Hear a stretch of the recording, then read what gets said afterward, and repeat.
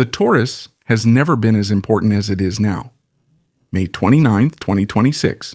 We are in the 5th year and day 96 since the beginning of the full-scale invasion. A warm welcome you to the Situation Report. In today's report, we will of course look at why the Taurus is becoming important in the first place. We will look at statements from the former Minister of Defense on the Russian side, namely Shoigu, who explains to us why this war is taking so long and why Russia is not making any gains. We will also take a look at drones that are exploding in Romania and much more. So stay tuned, subscribe to the channel if you haven't already, and then let's get started with the Situation Report. New footage apparently shows a punitive action within the Russian armed forces. A soldier was wrapped in plastic, hung upside down from a tree by his feet, and then slapped in the face by his comrades. Such scenes keep appearing on the Russian side. This is actually one of the more humane actions we've seen here. Most of the time, these are informal disciplinary measures against soldiers who are accused of desertion, disobeying orders, disciplinary violations, or attempting to avoid an attack. This doesn't necessarily mean direct desertion, but rather finding reasons not to be involved in the next attack. For example, certain injuries that most people hardly notice anymore. Especially in units with high casualties and poor discipline, commanders or comrades often resort to such methods to create deterrence. This problem is not new, because since the beginning of the war there have already been numerous reports about so-called punishment basements, meaning abuse and violent punishments within Russian units.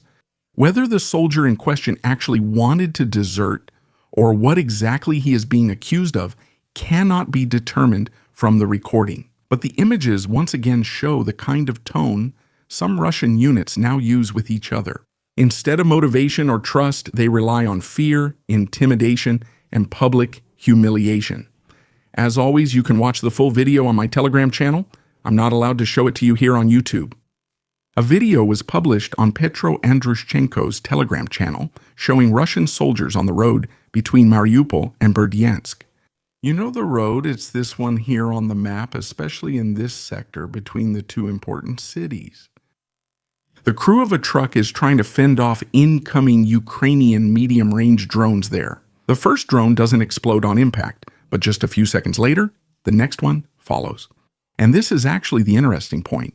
If the next drone appears immediately after the attack, it suggests that there aren't just individual drones operating there, but that Ukraine is now monitoring the airspace over these routes much more closely than just a few months ago. For the Russian drivers, this is a problem. Until now, they could hope to survive a single attack and continue driving right away. But if several drones appear in quick succession, the chances decrease significantly. Then each individual hit turns into a systematic hunt for traffic along the supply routes.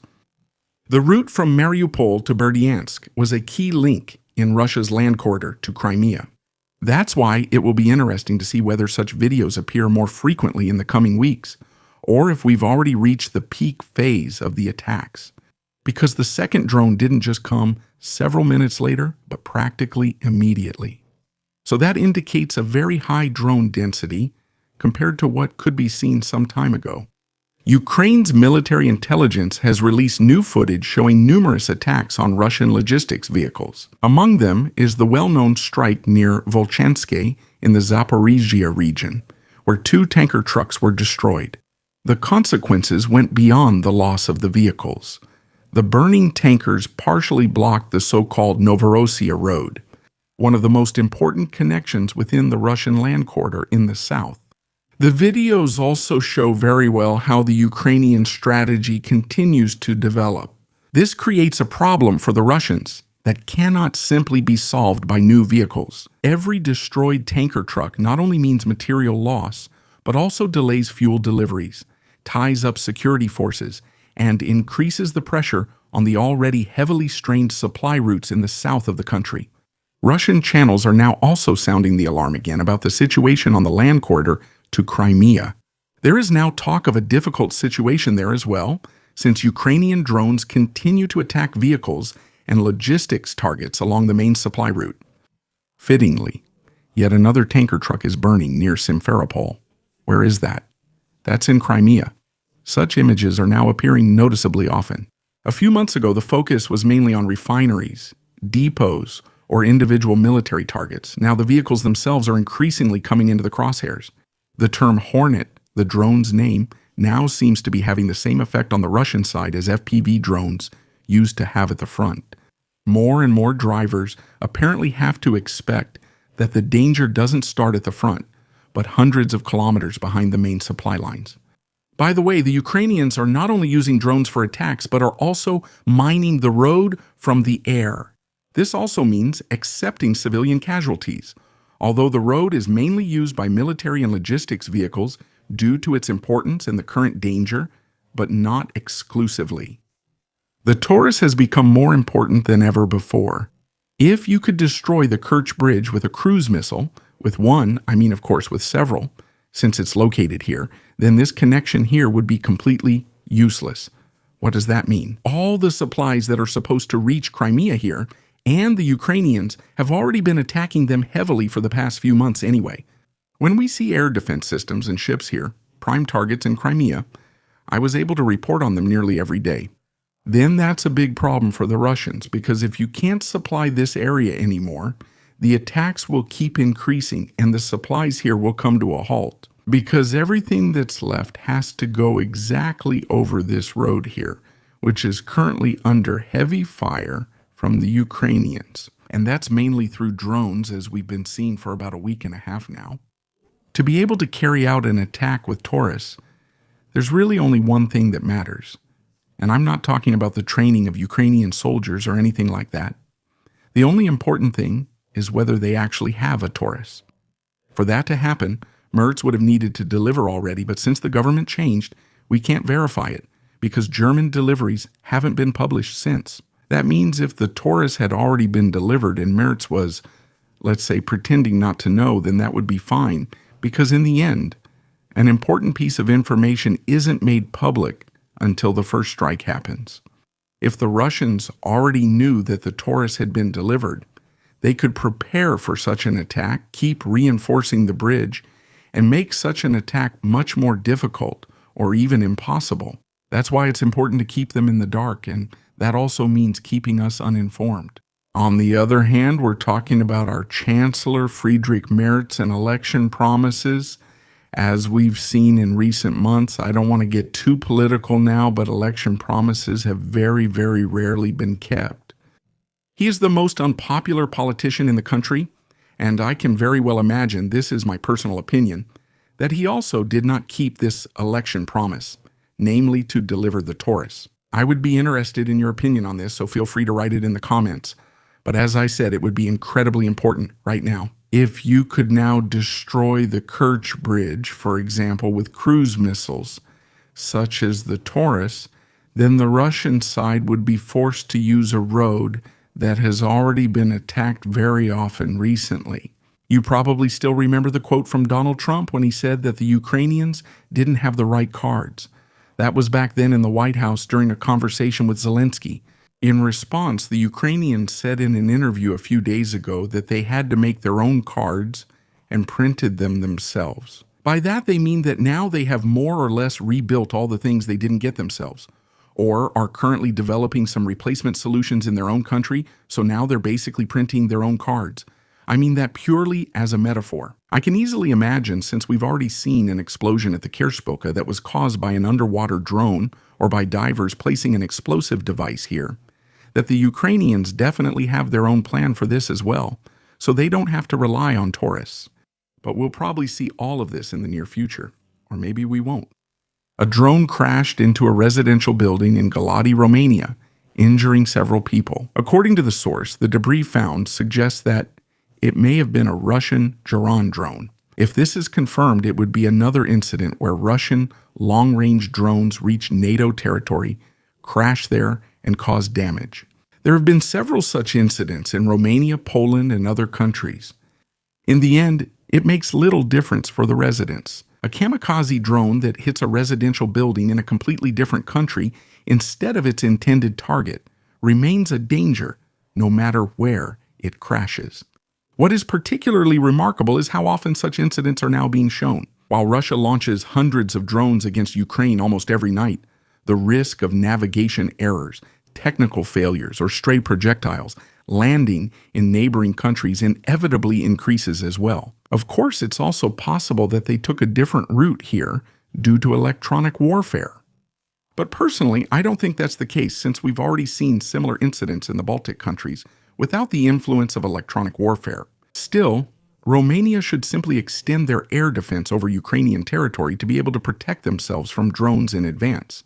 That would be a good solution. In Volgograd, the local refinery is burning after a nighttime attack. The footage shows several sources of fire on the premises. Volgograd is one of the larger Russian refinery sites and has already been targeted several times by Ukrainian long-range attacks.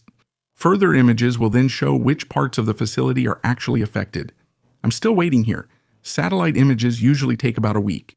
A hit was also reported again at Yaroslavl. The Yaroslavl 3 oil loading station is one of the most important hubs in the Russian export network. There, the products from the Yaroslavl refinery are received, temporarily stored, and then transported further toward the Baltic seaports of Primorsk and Ust-Luga, which have also already been attacked. Primorsk and Ust-Luga are among the most important Russian export ports for oil and gas.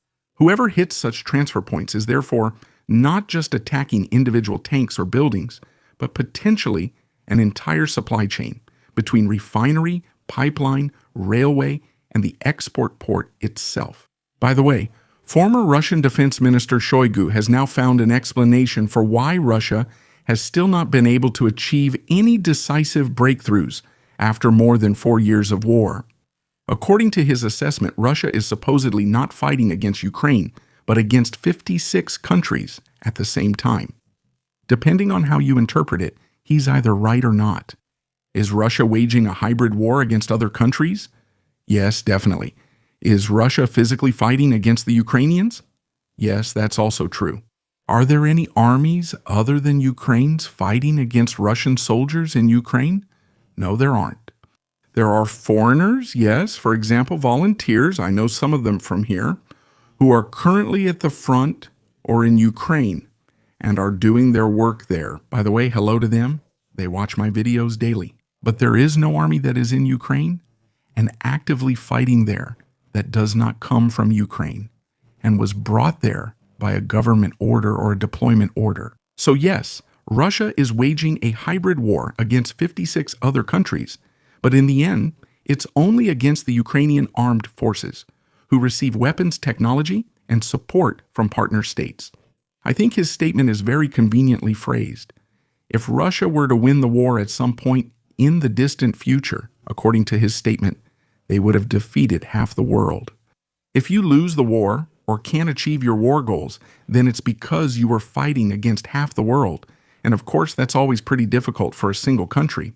At the same time, however, Russia is deploying Korean soldiers, buying drones and technology from abroad, having things manufactured in North Korea, and receiving massive amounts of ammunition from there, while constantly recruiting foreigners and hiring mercenaries or contract fighters from dozens of countries. So it's much more interesting to ask why such statements even become necessary. You could just as well argue that Russia itself hasn't been fighting a purely Russian war for a long time. At the beginning of the war, it was said that Ukraine would be defeated within a few days or weeks. Later, people were talking about a few months, but now the war is in its 5th year, and in many places, people have been fighting over individual villages, tree lines, and fields for months at a time. When reality doesn't match the original promises, at some point you need an explanation, especially when the people become restless. So the 56 states theory serves exactly this purpose. It doesn't turn a difficult war into a failure, but rather into a heroic struggle against an allegedly overwhelming coalition. Although supposedly we could even let that slide here, it's just that there's no physical fighting against each other in this case. For the Russian public, that's much more comfortable than asking why the second largest army in the world has been stuck in a neighboring country for years. This video shows this scene from a different perspective. You might remember if you saw the drone video a few weeks ago that I showed, along with the situation report, because this is the attack on the frigate Admiral Essen, which we already know about. Tracer rounds light up the sky, anti-aircraft guns fire in every direction. yet the drone keeps flying almost unaffected. You can actually watch as it slowly approaches its target until it finally hits. That's exactly what makes this footage so uncomfortable for Russia. Because here, you don't see a surprise hit out of nowhere, but rather an attack where the defenders notice the drone, fight it, and still can't stop it. For the Admiral Essen, this has now become especially problematic. The ship has already been targeted by Ukrainian attacks several times, and even if the damage was limited each time, such hits add up over time. At some point, the question arises as to how operational a ship still is if it has to be repaired regularly and is repeatedly taken out of service. Thank you to all subscribers, channel members, and the Algae crew. Special thanks to Lieutenant Colonel René Kirche, Gerhard Rennecke, Silja Trittig, and Freddie Meyerhofer. Please subscribe, like, and comment.